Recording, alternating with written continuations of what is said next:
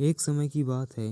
एक बार संध्या के समय योग गुरु स्वामी सत्यानंद सरस्वती मुंगेर स्थित अपने योग आश्रम में टहल रहे थे।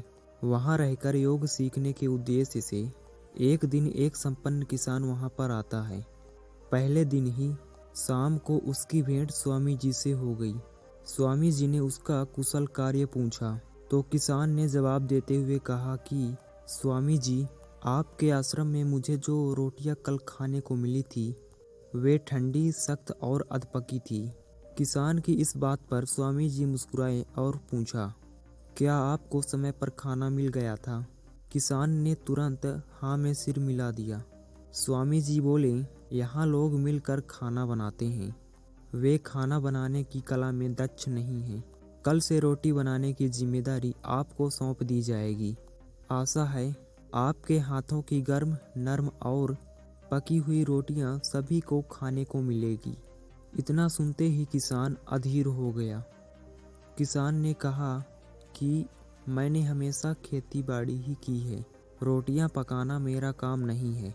स्वामी जी ने उत्तर दिया, यहाँ सभी लोग मिलकर सभी काम करते हैं। दूसरे दिन उस संपन्न किसान ने सचमुच रोटियां अच्छी तरह से पकाई। सभी ने तारीफ करते हुए नरम और मुलायम रोटियां खाईं। दूसरे दिन थोड़ी बेडौल रोटियां बनाईं। आगे के दिनों में तो वह अधपकी और सख्त रोटियां बनाने लगा। एक दिन रोटियां बनाने में वह रसोई घर में काफ़ी देर से पहुंचा। जब यह बात स्वामी जी तक पहुंची तो उन्होंने उनसे भोजन में देरी होने की वजह जानने की कोशिश की।